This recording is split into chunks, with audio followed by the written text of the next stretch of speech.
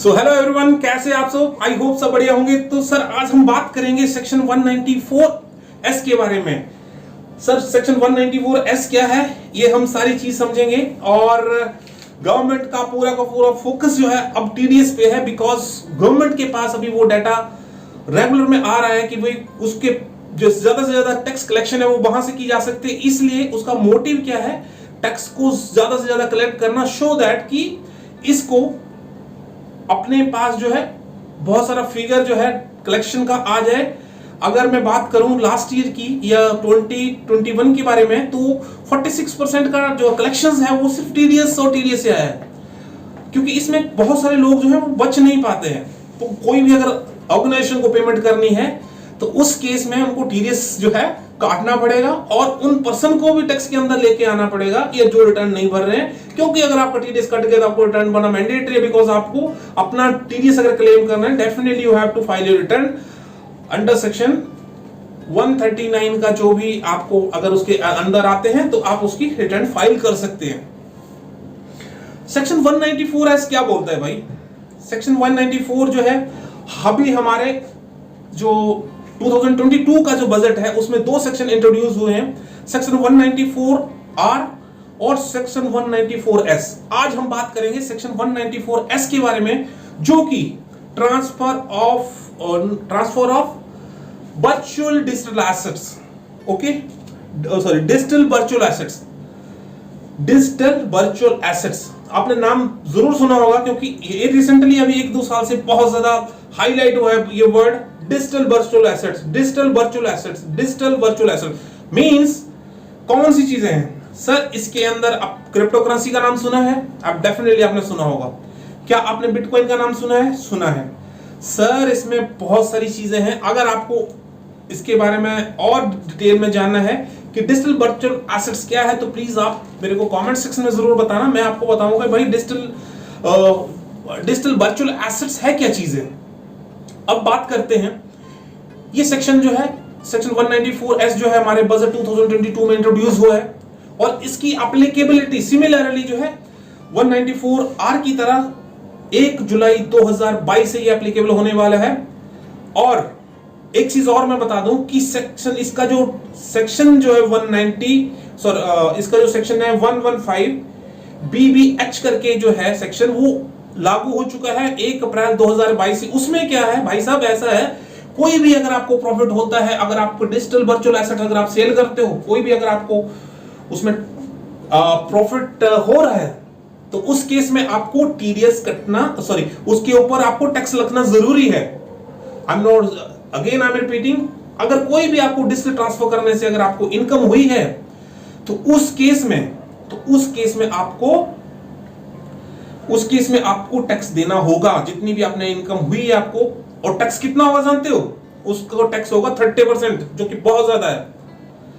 तो कोई भी अगर आप क्रिप्टो करेंसी का इस तरह का कोई काम कर रहे हैं या कोई भी अगर आप खरीद रहे हैं, जब भी आप किसी को ट्रांसफर करोगे तो आपके ध्यान रखना आपको 30% का टीडीएस कट जाएगा। अब क्वेश्चन यहां था कि काटेगा कौन? भाई काटेगा, अभी तक इसकी क्लैरिटी बाकी है, लेकिन जहां तक मुझे लग रहा है कि आपका जो भी स्टॉक एक्सचेंज की तरह जो भी एक्सचेंजेस के ऊपर काम करती हैं, जब भी वो ट्रांसफर करती हैं परचेजर को, जो भी परचेज कर रहा है, तो उसमें सेलर की ये ड्यूटी है कि वो टीडीएस काटेगा और परचेजर से काट के जितना भी परचेजर का काम है। और सेलर का मान लीजिए भैया 100 रुपए का उसने सेल किया तो आपको 1% काट के वो जो है 30% काट के, अगर टीडीएस का होगा तो आपका 1% है। तो दोनों चीजों को काम करते हैं, मिक्स नहीं करते हैं, एक काम करते हैं। जो भी आपको प्रॉफिट हो रहा है, जो भी डिजिटल वर्चुअल एसेट्स पे प्रॉफिट हो रहा है, उसका 30% जो आपको टैक्स देना है। ये सीधा का सीधा आपके आईटीआर में कॉलम रिफ्लेक्ट हो जाएगा, क्योंकि अभी 1 जुलाई 2022 से आया है। तो उस केस में जितने भी फॉर्म आए हैं उसमें ये कॉलम जो है आपको देखने को मिलेगा और उसमें आपको 30% का टैक्स जो है उसका ऊपर एप्लीकेबल होगा। एक चीज और इसके अंदर है, सेक्शन 115 BBH के बारे में, कोई भी इसमें एक्सपेंस इंक्लूड नहीं होगा।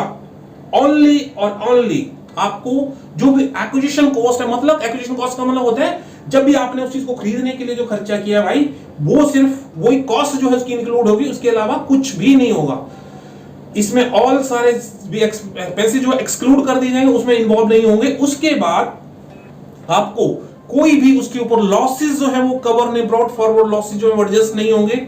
ध्यान रखने वाली बहुत इंपॉर्टेंट बात है कि आप ये नहीं बता सकते सर पिछले साल में मेरे को 50,000 डिजिटल वर्चुअल एसेट में 50,000 का लॉस हो गया, तो अभी मैं 1 लाख का प्रॉफिट हो गया तो मैं एडजस्ट कर लूं। भाई साहब रहने दो, इनकम टैक्स बोलता है आप रहने दो, आपको जरूरत नहीं है सब करने की, क्योंकि इसमें अलाउड नहीं है ये। तो मेरा कहने का मतलब ये है कि अगर आपको 30% का अगर आपको प्रॉफिट हो रहा है तो आपको 30% उसके ऊपर टैक्स देना है। ये आप बात मान लो, दिन में बिठा लो। अगेन हम लोग आ जाते हैं सेक्शन 190। हम क्या होता है डिस्कस करते करते कहीं दूसरी जगह, ये है कनेक्टेड एक दूसरे के साथ में, लेकिन जो है डिस्कस करते करते हम लोग इसके मेन मुद्दे पे जो है ना जाके जो है थोड़ा डाइवर्ट हो जाते हैं, क्योंकि चीजें कनेक्टेड है इसके साथ में, इसलिए मैं आपको शेयर कर रहा हूं।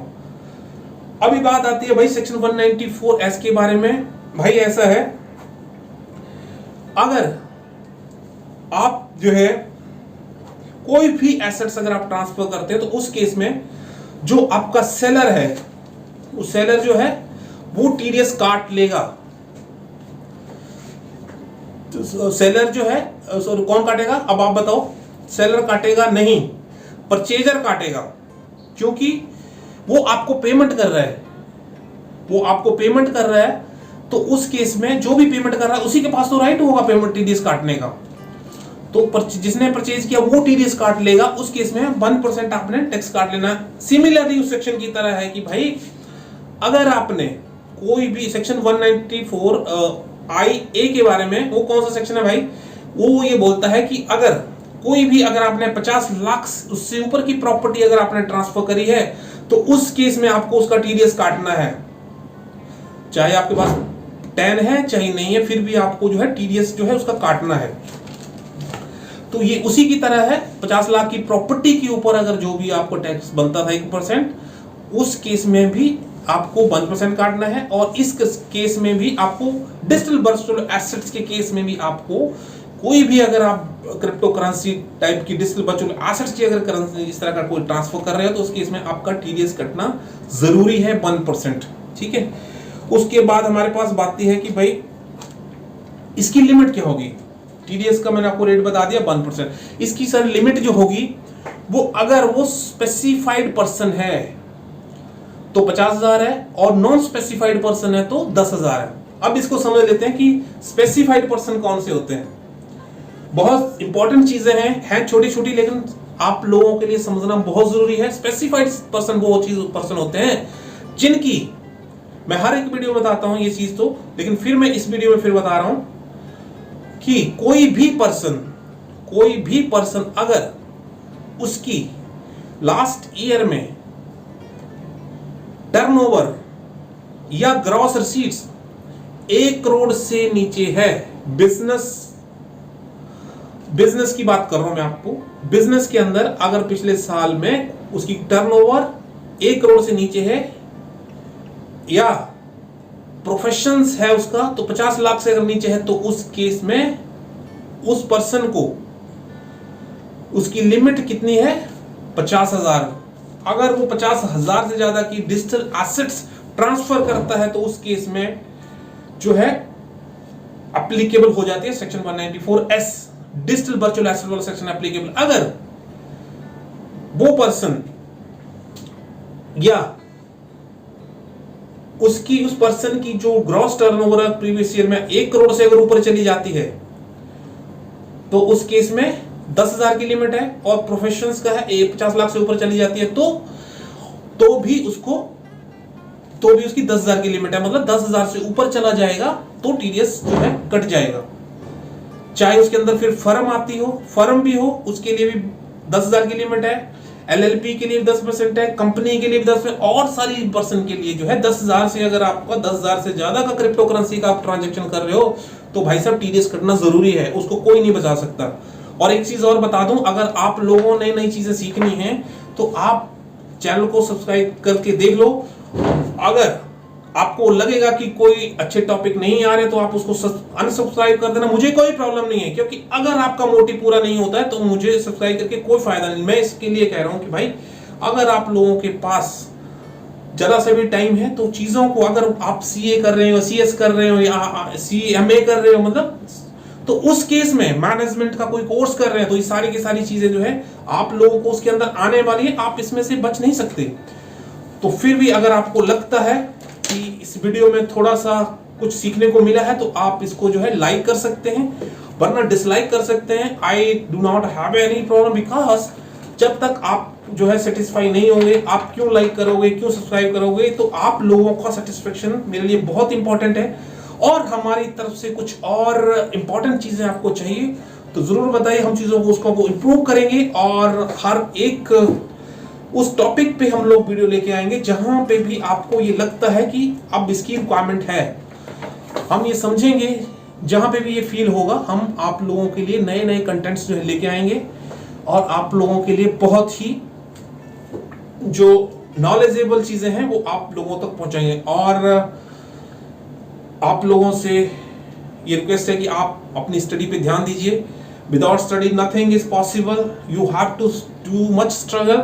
सो स्टडी करते रहिए, एक दिन ऐसा आएगा जब आप लोगों का नाम होगा, लेकिन होगा तभी क्योंकि आप लोग अगर स्ट्रगल करेंगे। So thank you so much and मिलते हैं एक नेक्स्ट वीडियो में। अगर और भी कोई अगर आपको क्वेरी हो तो कमेंट सेक्शन में अपना मैसेज ड्रॉप करना नहीं भूलेंगे। So thank you so much and let's meet in another video discussion. Till that, take care, bye.